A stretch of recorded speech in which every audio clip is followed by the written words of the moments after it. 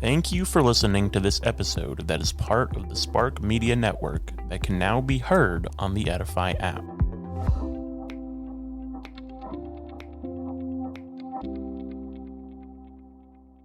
Premise of it's not your turn, it's not your turn, it's not your turn.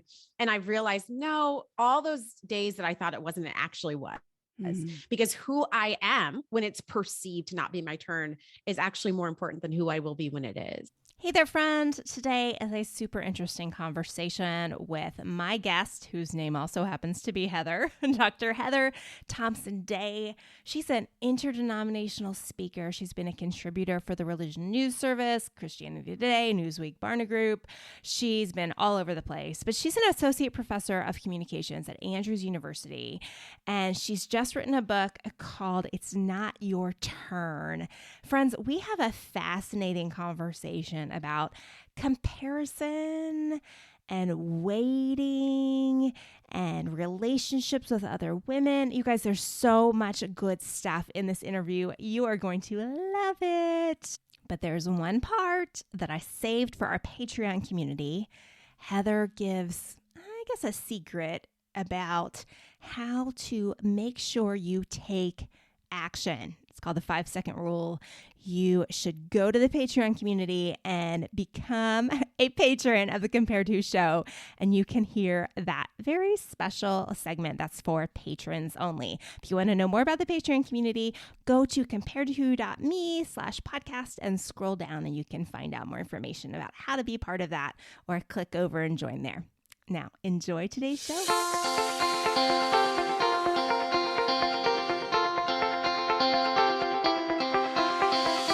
Welcome to Compared to Who, the podcast to help you make peace with your body so you can savor God's rest and feel His love. If you're tired of fighting body image the world's way, Compared to Who is the show for you. You've likely heard lots of talk about loving your body, but my goal is different. Striving to fall in love with stretch marks and cellulite is a little silly to me. Instead, I want to encourage you and remind you with the truth of Scripture that you are seen, you are known, and you are loved no matter what your size or shape. Here, the pressure is off. If you're looking for real talk, biblical encouragement, and regular reminders that God loves you and you're not alone, you've come to the right place. I hope you enjoy today's show, and hey, tell a friend about it.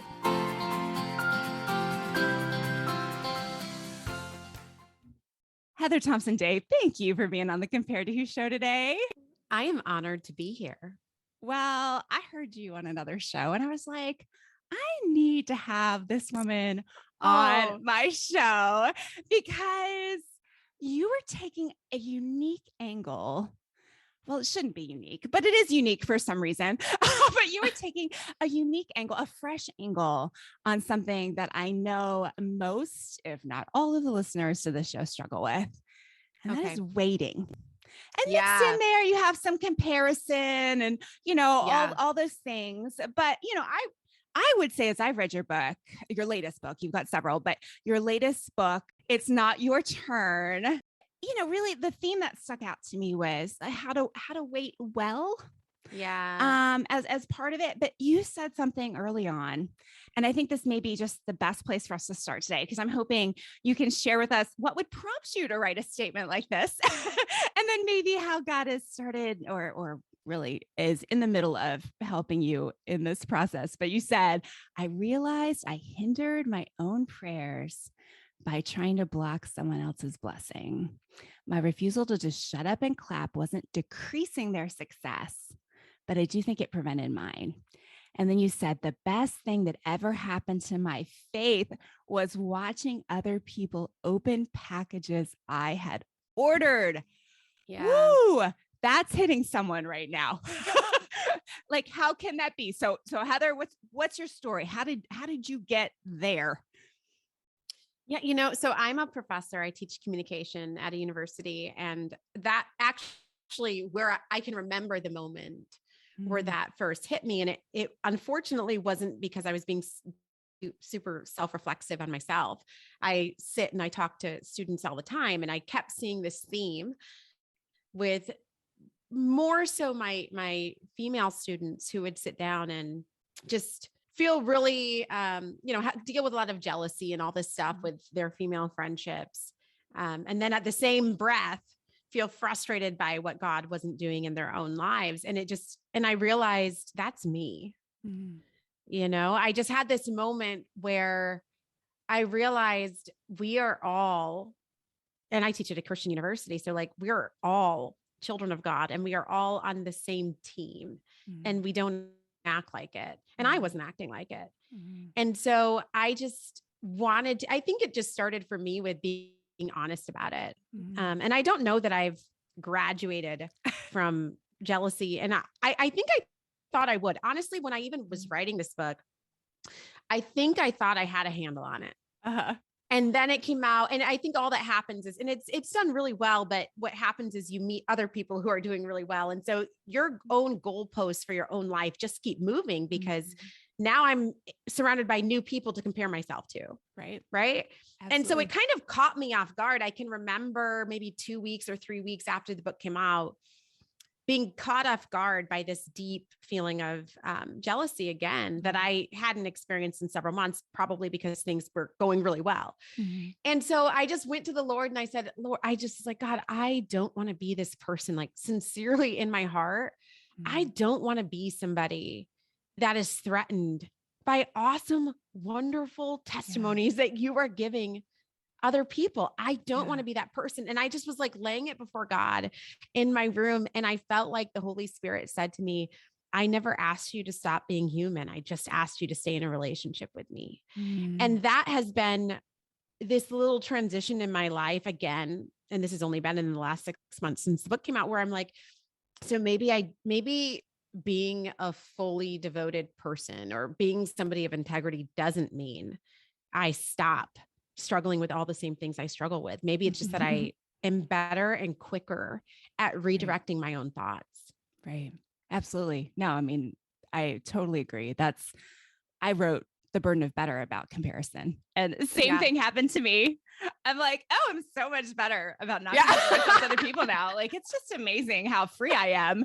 And then like, I think a book on comparison released, it was the day I handed in my manuscript. And you quoted it, Richella Parham's book, Mythical Me. Yeah. Came out the day I handed in my manuscript. And I was like, what? Like a book on comparison. And, it can send you spiraling. And but I think you're exactly right. Like that is the human impulse. But what do you do with it afterwards? Right. And I mean, in all situations, how do you process it? Like the first thought of, oh, why not me? And I wanted that. And, that's going to come. But I love what you just said there. It's what comes next. What do you do with? Yeah. And that seems to be kind of what your whole book's about. Like, what do you do with it? It's sprinkled with research. And I love that. I tend to geek out on research stuff. Me too. And there were so many things where I was like, well, this isn't all going to make sense within the same interview, but I don't know. We may just go there because I was interested by it. But you had just so many little tidbits as you are walking your reader through kind of what to do until it's your turn. Yeah. Right. I mean, is that how you would capture, like, how would you summarize your book? I would summarize it in the fact that I've realized it's always your turn. And that's what I hope people take away from the book is that I lived my entire life under this premise of it's not your turn. It's not your turn. It's not your turn. And I've realized, no, all those days that I thought it wasn't, it actually was. Because who I am when it's perceived to not be my turn is actually more important than who I will be when it is. Right. And so we have to constantly be faithful with what has been put in our hands. And that's all I'm accountable to. I don't have to be faithful to the next 10 steps. Right. I need to be faithful. And today, so my prayer life, even as I was getting up this morning and I'm thinking about all the other stuff that's months down the line, I just know today is showing up for your students. As soon as we get off this, I have a student that's coming in to talk with me about some stuff this semester. God, let me be faithful to that. Right. How do I show up for this single person as if it's the most important thing I'm going to do with my entire life?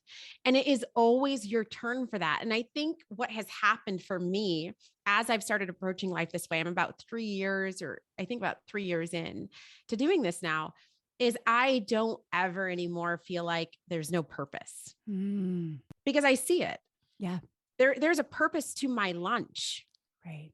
And I know that, I don't know if that sounds cheesy, but I'm telling you, when you start living life this way, as if every single thing you do is an appointment and it matters, the fruit that has been born, and I'm not saying like, oh, followers and book deals, like not that. I'm saying the student that circles back for me and says, hey, like, thanks for taking your time. Like that, this now changed how I'm going to approach next semester. That matters. Absolutely. And I just feel like every single day has this like adventure and excitement about it now, even in these otherwise mundane experiences and tasks. It's an opportunity for me to grow. And it's an opportunity for me to serve whatever's been placed in my hand. Well, and what you've done is you have taken away the idolatry of that future thing. Right. Because I think that's where so many of us struggle. I mean, that's really what my books are about. We think once I get there, then life will start. Once I get married, once I have a baby, once I get the job title I want, once I get the house I want. And that's what comparison does to us, right? Like it tells us, oh, she's so happy because she has that thing you want. She opened the package that you were waiting for, to use your language, right? And once you get, if you could just be like her, then you would be free and joyful and life would just be a Disney movie, right? But what you're saying is how to live absent that idolatry. And I mean, I think that's spot on. That is so helpful because, and the other thing is life is not linear, right? I mean, we think once we get to that next spot, we'll have arrived and can just coast, but that's not the way it works. No, all that happens is you move the goalpost. I can say that unequivocally now. I would say even right now, I am living the dream. I mean, the biggest dream I could have had for myself probably 5 years ago. I'm living it. And does it feel like enough? It doesn't. Yeah. You will never have enough success. You will never have enough money. You will never have enough happiness. It always, you just want more. And that's part of, I think, just like the brokenness of humanity. And so it is much more fulfilling to say, I recognize these things about myself, and this doesn't make me a bad person. I'm somebody that needs to remind myself of that. Hey, it's okay that you're feeling this way. This doesn't make you a bad person, but let's redirect. Hey there, are we email friends yet? If not, why not? What's the holdup? I want to connect with you. I have a brand new 5-day body image email challenge. All you have to do is go to comparedtowho.me and press the red Take the Challenge button right there on the front page. Sign up and you'll get 5 days of email encouragement. Really, it's beyond encouragement. I am going to challenge you to think about your body and your body image in a new way. So take the challenge, go to comparedtowho.me, and hey, after you sign up, hang out at comparedtowho.me because I have 500 different blog posts, different articles on all things body image, beauty, aging, mothering, and keeping our kids' body image intact. All the things are there, friends. So go check it out, comparedtowho.me. You can also find all the old podcast episodes there too. So go to comparedtowho.me and let's be email friends. I can't wait to connect with you.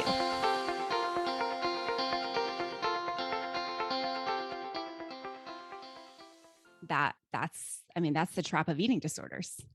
It's just, if I could just lose a little bit more weight, if I could just get like the body just a little bit better, if I could just shape this part up, then I'd be happy, then I'd be satisfied. And that it is never enough. Yeah. I love that, Heather. I love that. Well, you had, okay, let me go to one of those little interesting tidbits. Do you remember what you said about the study about announcing intentions? Yeah. I thought that was so fascinating. Would you flesh that out? Yeah, I was actually, that was one of the things I was really surprised by, that sometimes just saying it makes you less likely to do it. I would have thought it the other way around. So that's why that study was super fascinating to me. One of the things they looked at was like college students, if they said that they were going to study for their exam, just saying it made them less likely to study because they felt like they had kind of fulfilled the obligation. by saying it out loud to somebody else, somebody else. Yeah. I mean, that was so fascinating just in the world that I operate in with health goals and all this stuff. I was just like, whoa, that's mind blowing, because how many times have I personally, and I'm kind of on a journey moving away from dieting and diet culture, but you tell someone, you give yourself that accountability. Yeah. I'm going to tell someone that I'm not doing this, or I'm going to exercise every day or whatever. And it just cracked me up to read that research. Me too. That hurts. So that but was not that awesome. like saying it for yourself. It's about the motivation, right? So Yeah. that's really what they were finding was when the motivation is to do this to be perceived a certain way by other people, it makes you less likely to do it. When it's this internal motivation of this is who you actually are. Yeah. And it's time to start moving my life to look like the person I actually believe I am at my core. Then that's an intrinsic internal motivation that makes us more likely to do it. Yeah. But just doing it for image doesn't work. Yeah. That was so fascinating. And then you talked about, this is earlier in the book, about what fear does to your immune system. And so, fear is a big thing around food for people who have an ED past. And so we've talked about this in other episodes. Would you, I'm basically playing on the fact that you're a professor here, Heather. So like, just give us the data on fear in the immune system if you have it handy. Yeah, I don't have it handy actually, but I just know fear weakens your immune system. Yeah. So, and it actually makes you less able to think through any of your choices. You don't make the same choices when you're afraid. Yeah. And so how do we start living and operating out of this whole person, whole place of wholeness that allows us to be most fully ourselves and helps us to stop being afraid of necessarily what will happen next? And I think we find that, again, going back to what we've been saying, in just being present. Right. I think often the fear is about what will happen next. Right. It's not necessarily that we're afraid about today. It's that we're so worried that something won't come through for us tomorrow. And so what if we just stop worrying about tomorrow? Is it possible to say to your brain, and I'm a communication professor, so I talk to my brain like it's another person, like it's this outside entity. So I will often say like, hey, I know you are just trying to protect me. I know you're scanning through the possible outcomes, and that's what we do to survive. But right now I really need to focus. Right now I really need to be present. Yeah. Right. So doing that actually allows your brain to feel more in control. And there's a chapter on that too, about the words we say to ourselves matter, and your brain can't distinguish the difference between fact and fantasy. So once you say it, it's as real to your brain as the ground you're standing on. Yeah. And so how do we start saying intentionally things to our brain that allow it to stand on solid ground? Right. And that's the goal. And so can you help us through like a scenario where this may happen? Like maybe scrolling social media and you're seeing the pictures of people who are more successful in your mind. Like how would you talk to your brain in that scenario? Yeah, I would probably just say, good for them, Heather. Heather, they walked your same experience? Absolutely not. Do you know whether they were born into money or not? No, you do not. Do you know the networking connections? Do you know the school? So I ran track in college, and it's actually been very foundational for the rest of my life. I'm so grateful that I had that experience, because in track, one of the most important things that you ever learn is you never look at the lane next to you. I was a sprinter. As a sprinter, it could cost you the race to turn your head for 0.2 of a second. Yeah. That could be the difference between win or lose. Yeah. So you have to always focus on your own race, your own finish line. And I have to say that stuff to myself all the time. Do you know the race that they ran? No. And also, genuinely, Heather, who are you? What type of at the core of who you are you somebody that actually doesn't want other people to succeed? Is that who you are? Then don't act like it. Yeah. And I think most of us, this isn't Heather, right? I think most of us are this way. Right. Most of us, if you were to say, what type of person do you want to be? Do you want to be the type of person that actually doesn't want good things for the people around you? Who's going to say yes to that? most of us are like, no, that's not who I want to be at my core. So there's something else going on. And dear brain, can you please help me reorient here? Because that's not who I even am. Yeah. At my core, that I know that's not who I am. And so I think there's really beauty in faking it until you make it. Let it catch up. When I first say to somebody, I am so happy for you, maybe I'm not, but it's the appropriate thing to say to them in that moment. And so give it to them, and then go to your room and close the door and be honest with the Lord about where you really are, and say, help my actual heart to catch up to the words that just came out of my mouth. Right. Yeah. And that's like an ongoing, regular practice. You don't, at least I won't speak for everyone. Maybe some people are super holy and do graduate from it. I haven't. No, really. Some people may be better at this. I haven't. I can't speak for anyone else's experience. I just know in my own heart, it has been a regular occurrence. Yeah. Well, that track analogy is one I used in my first book. So yeah, right with you there. Yeah, you're not going to win the race if you're looking at the other lane. So that's awesome. But you shared a story on that podcast I was listening to. And I think you shared it in your book also, just about being part of a group text thread where, and that story hit me because that is part of that integrity thing that you're talking about, right? Yeah. That like getting my heart to match. I already said, congratulations, or I'm so happy for you. But then how do I really get my heart to match it? It's kind of cleaning up this other stuff. Yeah. So would you share that story if you don't mind? Yeah, absolutely. So just, there was a group thread where we'd send all different types of things, right? All different types of things that are going on in your life. But something that I noticed started to be reoccurring was screenshotting something that somebody else said or a reaction to it, and then dunking on them, making fun of them, or, oh my goodness, can you believe that she posted this picture? And there came a point for me where I just felt like God was not pleased with me. And so, I just exited the thread. I don't think I said anything about it. I just exited the group thread. Yeah. And most of my friends know I'm just not somebody that's going to sit and talk crap about other people. Because it's not healthy, right? It's not the same thing as saying like, oh, let me tell you what this person did to me. I'm trying to process through this experience. That's, everybody has to do that. Right. I'm talking about people I don't even know, and tearing them apart, tearing apart their pictures. And maybe other people have better friends than I did, but in my friend group, like, this was a normal thing. And I just don't want to be that person either in public or in private. Yeah. No, I really appreciated you sharing that story, because I think that happens a lot. Yeah.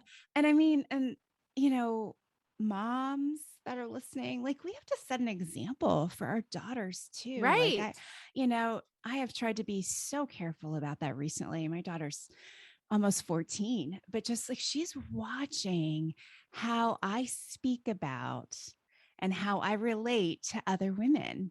And so, yeah, I mean, I love that story. And it is hard to be that friend though, isn't it? Yeah. I think that's another thing that I have struggled with in the past was just not wanting people to think that I think I'm special, or that I think I'm so righteous, because it's not about that. Right. Right. So what can you do? Right. I mean, other than just live it, and you can't control other people's perception of you. Right. And yeah, that goes to not living for their approval, and really having the confidence and the courage to live the way God has asked us to, and just trusting that, that, something good will come out of it, even if the friendship is a little strained for a couple minutes. Yeah. And I'm not somebody that like will tell my friends, please don't speak like that around me. I'm not that way. I just won't say it myself. Yeah. If that makes sense. I'm not trying to shame anybody or make other people feel like they can't be themselves in an interaction with me if they're not in this, they haven't learned the same things. I just feel like we have to give grace to the other people about the experiences that you just kind of came out of. Right. It's like, I was a vegan for a little bit. This is nothing against vegans or anything, but for me, I was a vegan for a little bit, and it was crazy how quickly I was like, can you believe other people are eating like that? I had been a vegan for 2 weeks. And I immediately said, I actually didn't like the way for my personality, it very quickly made me judgmental of other people's habits. And so I stopped. Yeah. Just because I couldn't handle it. I am great for other people who are not judgmental and are able to do things for themselves and not project it onto everybody else. But really quickly, I saw for myself, wow, you literally 2 weeks ago were slamming that block of cheese. Yep. And look how quickly you're trying to judge and condemn other people for their choices. It's ridiculous. And what you have no idea of is that's like a regular conversation on this Okay. show. Yeah, because so often, like this diet culture thing is, if you're on the newest diet, like if you're, it was keto until just like a couple of weeks ago, and now it's plant-based again. But like if you're not doing like the thing, right, you're the person eating the thing that's like on the bad list now, you are, like there's this like pride in this food righteousness and stuff. Yeah. So that illustration was spot on for this crowd. But Hey there, have you read The Burden of Better yet? The Burden of Better is my book on how to lead a comparison-free life. Yes, that's right. I actually believe it's possible to live a life without comparing yourself to others all of the time. If that sounds good to you, I hope you'll snag a copy of The Burden of Better. You can get it wherever Christian books are sold, or you can start reading the first 2 chapters free right now on my website. Go to comparedtowho.me, look for the books tab, and find Burden of Better, and you can click right there and start reading today. I hope you enjoy it. Grab your copy of Burden of Better, and then join us for our book club at the end of every month this spring. We're talking about the book together, and I would love to hear your questions or your thoughts. You could drop me an email at heather@comparedtowho.me, or you can go to comparedtowho.me/podcast, scroll to the bottom, and leave me a voicemail message on SpeakPipe. I can't wait to hear what you think after you read The Burden of Better.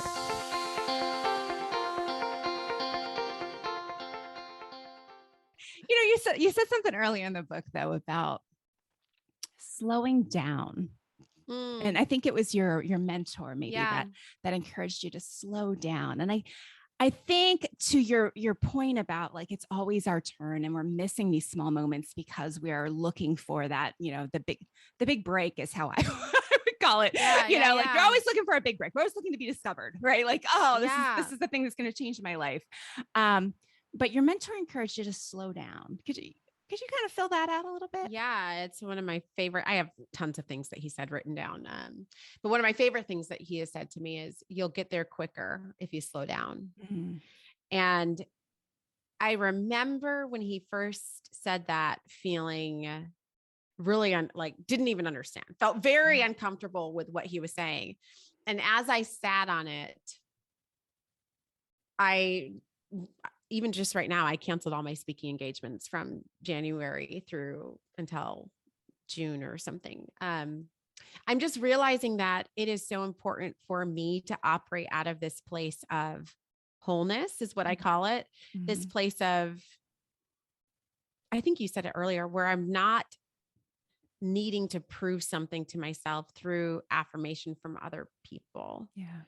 And so slowing down allows me to keep a better handle on that for myself.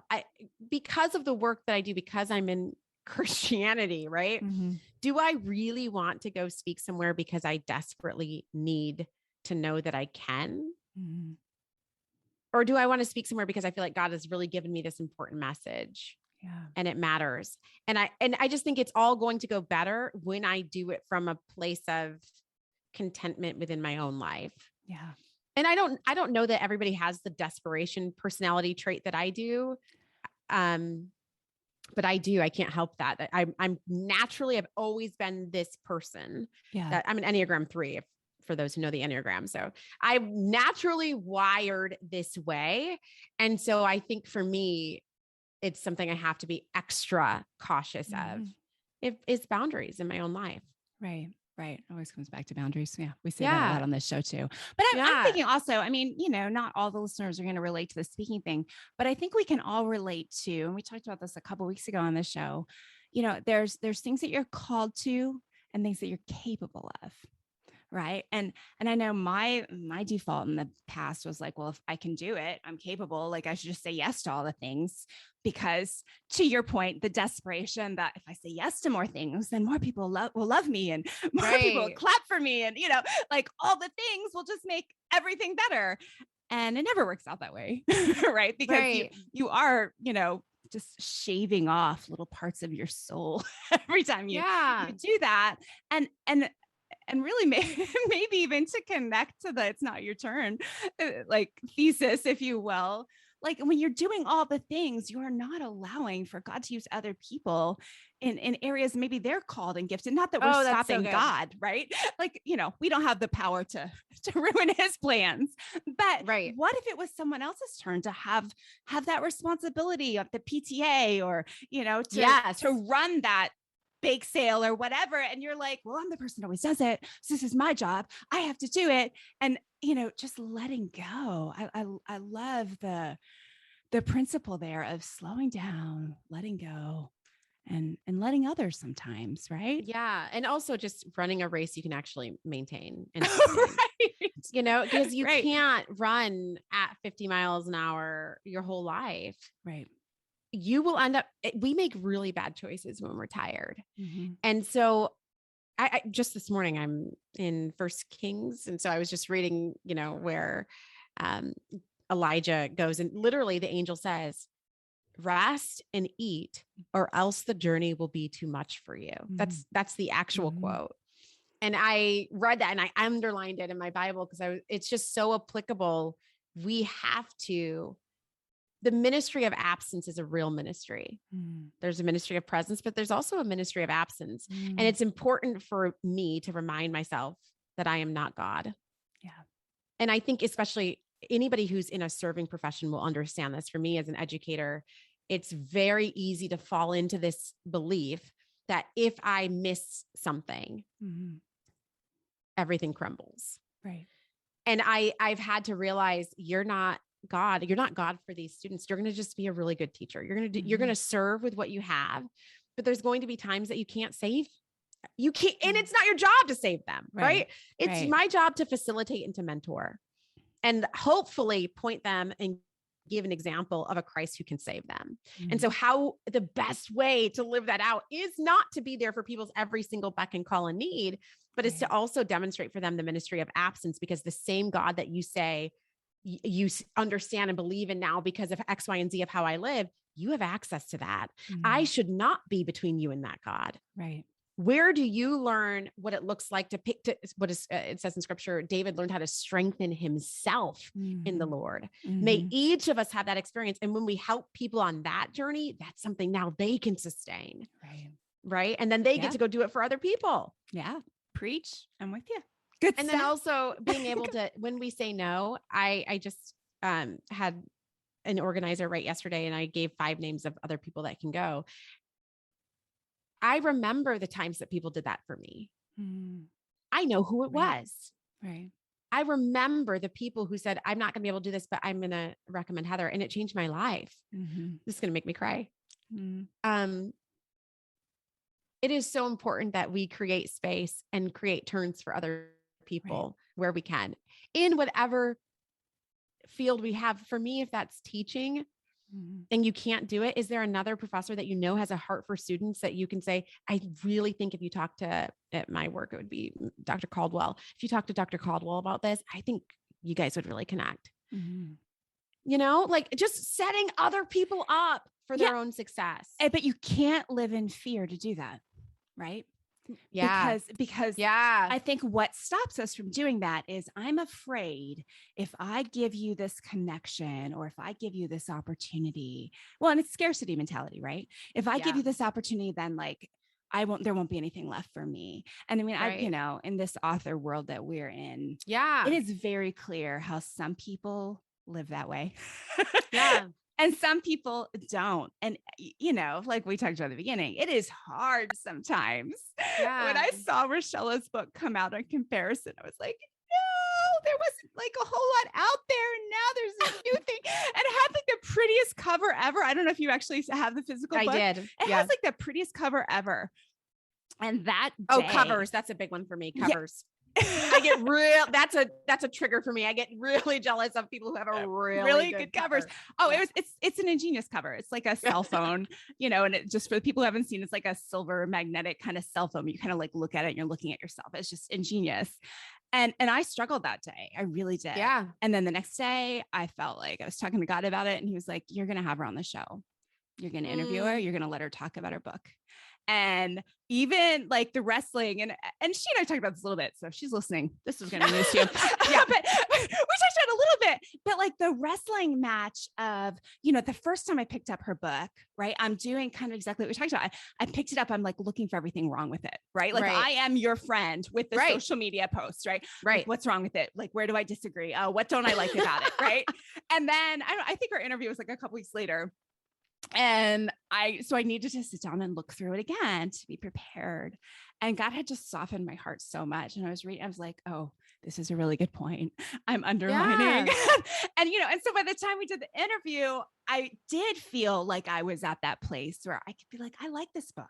People, you should buy this book, because I can be confident that you're not only going to buy one book in your entire lifetime, right? Like it's ridiculous how we think, like how we get to this fear place where we don't cheer for each other and direct each other to opportunities that we can take and stuff. So that's all good stuff, Heather.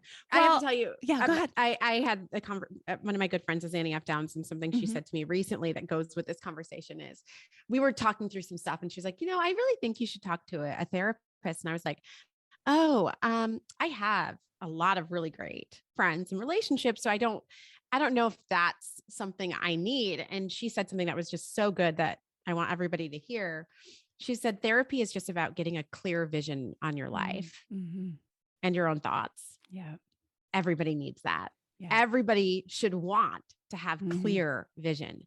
And so I have a therapy appointment in 2 weeks, I think, Good for you. because I want clear vision on my life. And that was just, it fits all with this conversation. You have to be able to have somebody who's not judging you, that you can say all the stuff to, that is going to help you walk through clear vision for yourself and your motives in your life. Yeah. We had an incredible biblical counselor for almost 10 years. And we would not have made it through our ministry years. My husband was a pastor. We planted a church. We would not have made it through our ministry years without our counselor. So it helps so much. No shame in needing therapy at all. I think I actually had this in my first book and my agent made me take it out. So shame on him. He owns that. No, but I was like, I think everyone needs to go to counseling at least once in their life. And he's like, surely you don't mean that. And I was like, I kind of do. Yeah. So anyway, that's good advice from Annie F. Downs. Well, Heather, I think like this has been super helpful. Thanks so much for being on the show today. Absolutely. Thanks for having me. And your book is called It's Not Your Turn: What to Do While You're Waiting for Your Breakthrough. And I'm sure it's available everywhere Christian books are sold, Amazon and all the places. So go check that out. There'll be links in the show notes if you want to check it out there. So thanks so much again, Heather, for being on the show today. And thank you for watching or listening today. I hope something in today's episode has helped you stop comparing and start living. Compared to Who is super proud to be part of the Spark Media Network, which is now available on the Edify podcast app. Check out the Edify app for great podcasts wherever you are. Thanks for listening. Bye-bye.